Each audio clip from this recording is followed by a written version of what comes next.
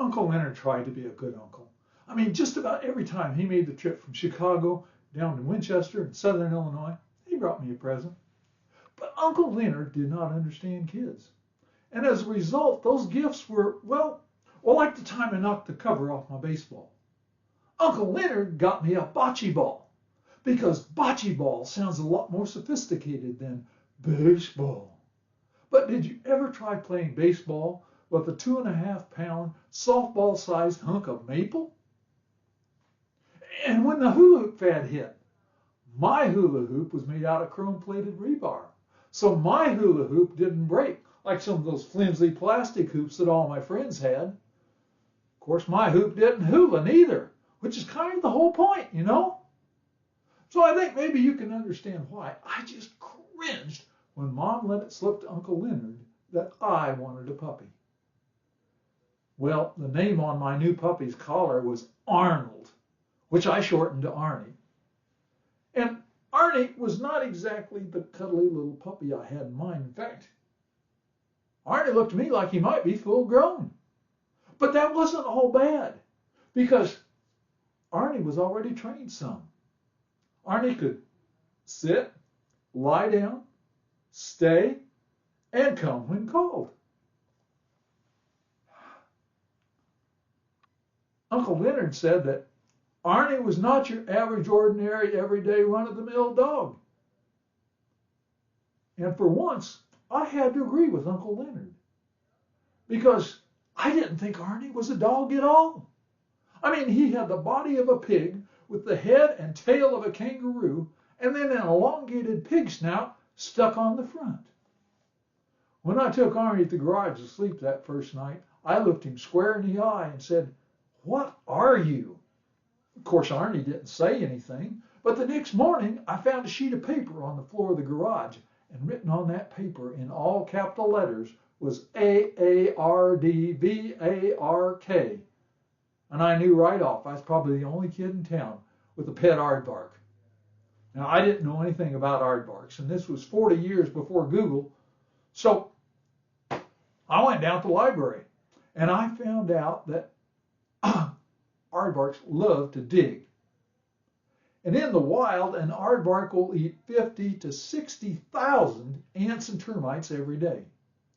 But in captivity, they normally live on aardvark gruel, which is made up of raw eggs, dog food, and overripe fruit.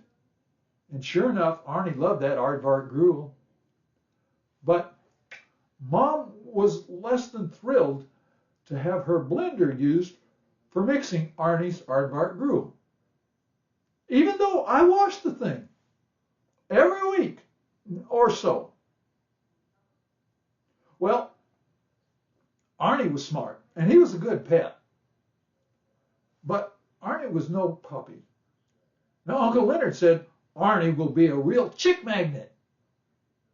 But in case any of you fellas are like-minded to that, I should warn you that, yeah, an aardvark is cute, like a pot-belly pig is cute. But when you get up close to them, they both look a little, well, they look a little strange. And so girls like to keep their distance. Well, one day, Mom asked me to take a basket of cookies to Grandma's house. And as we were going by the park, Arnie and I went by this ice cream truck, and there were all these little kids out there eating their ice cream. And Arnie was kind of trailing along behind me, so I didn't notice that every once in a while, Arnie's 12-inch tongue would flick out and nick a lick of ice cream. Now, these little kids were too young to realize that Arnie was weird. So when I looked behind me, I saw this whole herd of youngins coming along with outstretched arms offering more ice cream to their best new friend, Arnie. And right behind them came this whole stampeding herd of irate mothers with fists in the air because they thought I was making off with their kids. Now, I didn't think those mothers were up for a rational discussion of my intent, so the only thing I could think to do was run into the woods with Arnie right on my heels.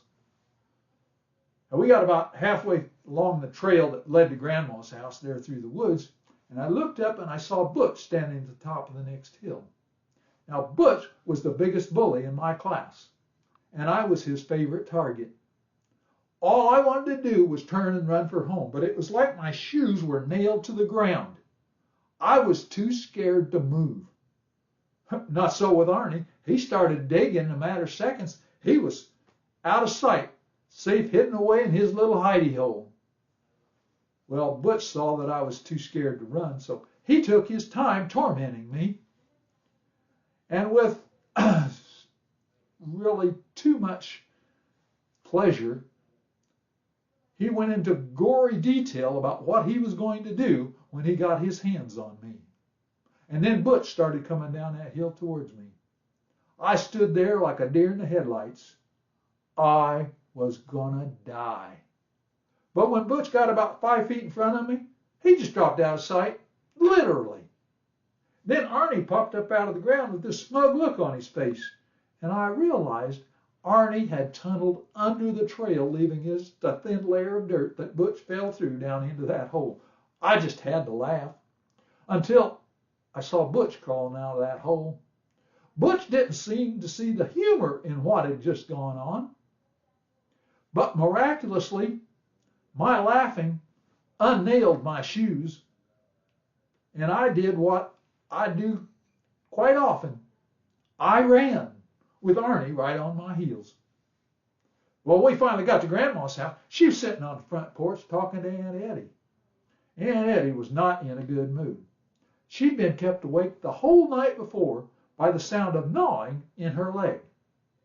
Well, we got to looking at Aunt Eddie's leg, and, well, in case some of you are thinking this is getting too risque, us looking at Aunt Eddie's leg, I should tell you that Aunt Eddie had a wooden leg, and she took it off before we started our inspection.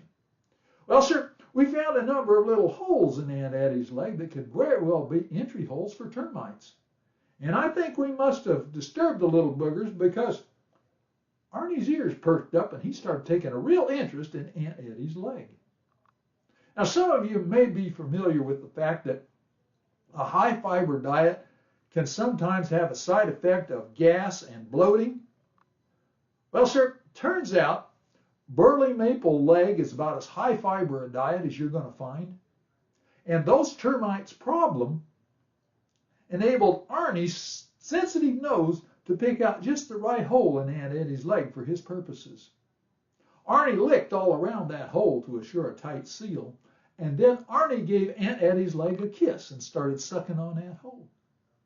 Now, at first, we just heard the whistle of the wind as the air was sucked through that leg, till I noticed that Arnie was whistling, bringing in the sheaves. Then we heard as those termites came loose and were sucked out of that leg. As the last of the termites was sucked out, there was a twinkle in Arnie's eye that said he really enjoyed that special treat. Now, I don't know how it happened, but the next Wednesday when the Winchester Times came out, there on the front page was a picture of Arnie. Under the headline, "Leg-Sucking Aardvark Saves the Day." A couple days later, 2 men in black showed up at our front door. They had a copy of the Winchester Times. They said that Arnie had disappeared from a secret lab in Chicago and they wanted him back. And you know, with Uncle Leonard's record, I wasn't even that surprised.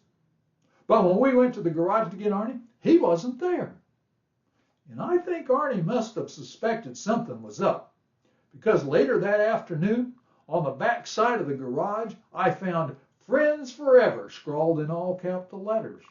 And hanging around that was this great big friendship ring. And I just knew Arnie wouldn't be coming back. Well, that friendship ring looked kind of familiar to me. It was made out of chrome-plated rebar. And in fact, I still got that friendship ring because it didn't break like some flimsy plastic rings might have broken. But you know, just the other day, for old time's sake, I tried that thing. And even after all these years, that thing still will not hula. Thank you.